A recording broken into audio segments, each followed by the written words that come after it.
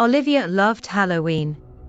She decorated her house with cobwebs, skeletons, and fake bats, and spent the evening watching horror movies. By the time she finally went to bed, the witching hour was nearing. She fell asleep quickly, her mind buzzing with images from the films. Hours later, she awoke to the familiar paralysis. She couldn't move a muscle, but her eyes rolled toward the corner of her room. A shadowy figure stood there, taller than the door frame, its body unnaturally thin, like stretched darkness. It wore a mask, a plain white mask with hollow eye holes and a wide, painted grin.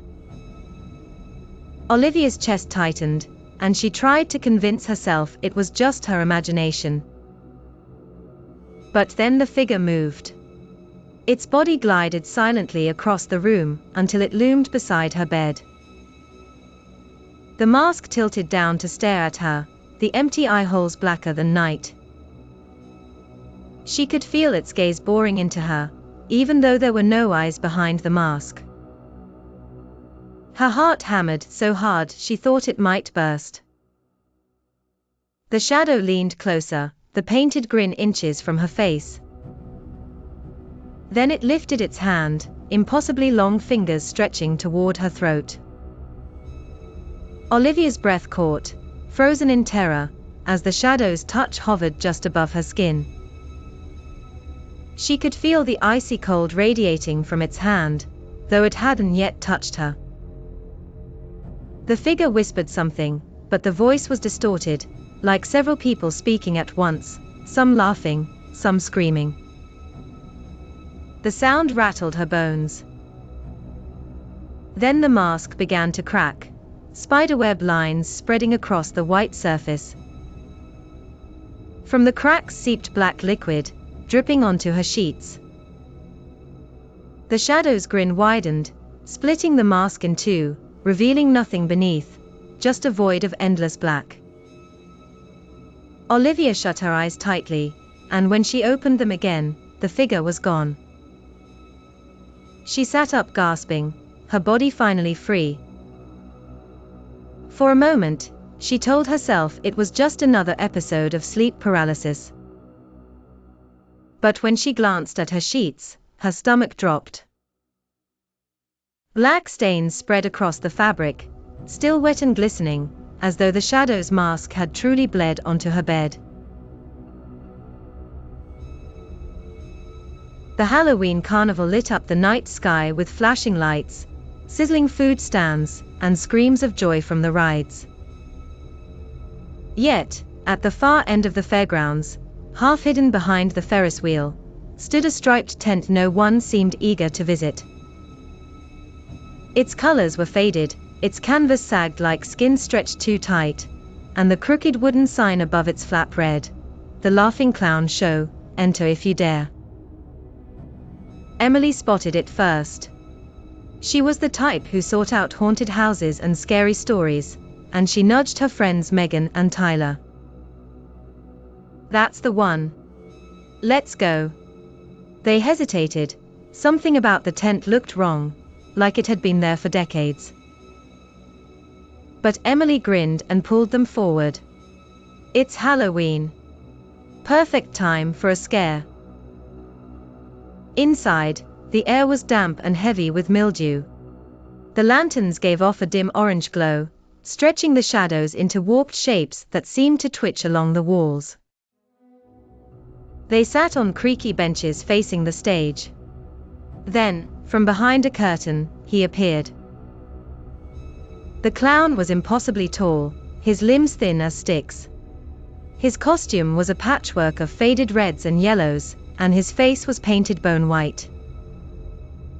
Black circles swallowed his eyes, and his mouth was smeared into a grotesque red grin that looked carved into his flesh.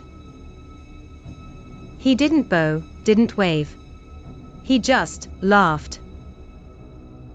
The sound echoed strangely. It wasn't joyful, it was deep, guttural, vibrating in their bones.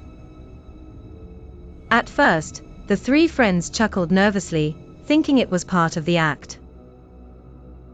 But the laughter grew louder, filling every corner, until it seemed to come from the tent itself. The lanterns flickered, plunging them into total darkness for a heartbeat. When the light returned, the clown was gone from the stage. Emily froze, her skin prickling. A shadow loomed behind them.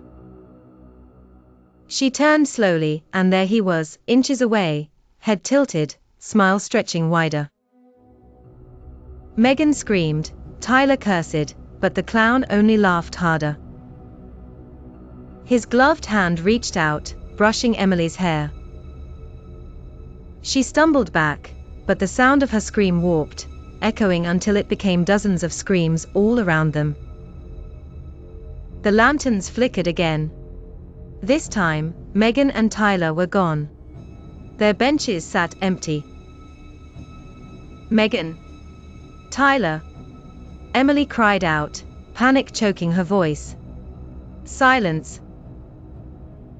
Then, more laughter, overlapping, coming from every direction. She bolted for the exit, but the striped fabric stretched endlessly. The flap was gone. She ran in circles, her breath ragged, the laughter chasing her like wolves. Finally, she saw them, her friends, standing in the shadows ahead. Relieved, she rushed closer. But when she reached them, her stomach dropped. Their faces were painted white, their mouths carved into the same red grin as the clown. Their eyes were glassy, vacant. Behind them, the clown bowed, as if presenting his newest performers. Emily tried to scream again, but the sound that left her throat was laughter, his laughter, echoing back at her.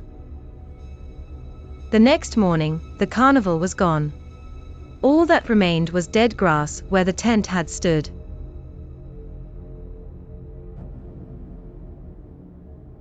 The Halloween carnival glowed beneath the October moon, its rides and games flickering with orange and purple lights, the air heavy with the smell of caramel apples and roasted corn, but at the center of the fairground.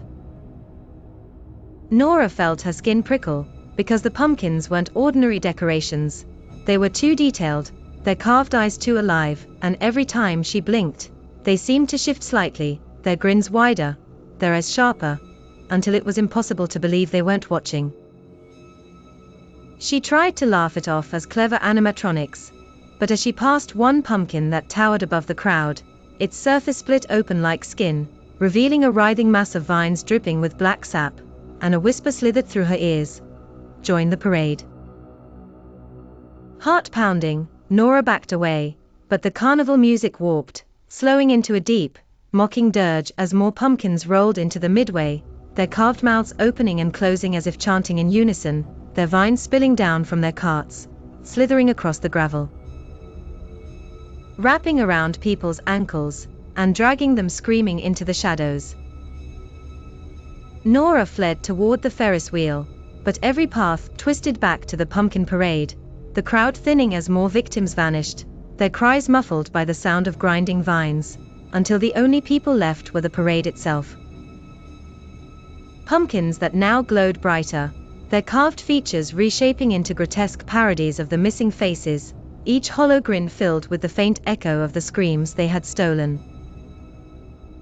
Desperate, she ducked into the food court, but even there, the booths stood abandoned, jack-o'-lanterns flickering on their counters, each one whispering her name, mocking her fear, and when she turned around, the largest pumpkin of all loomed before her, its carved grin. Vines bursting forth like skeletal arms that reached for her, dragging her into its hollow center, the stench of rot and fire choking her lungs as she tumbled into darkness, her last sight a row of glowing pumpkin eyes closing around her, sealing her inside. The next morning, the carnival was gone, leaving only scorched patches of grass and dozens of hollow pumpkins scattered across the field, each carved with a different terrified face frozen mid-scream, their eyes flickering faintly as if alive, and when townsfolk whispered, waiting for the next carnival night to roll into town, glowing, grinning, and hungry for more souls to join the pumpkin parade.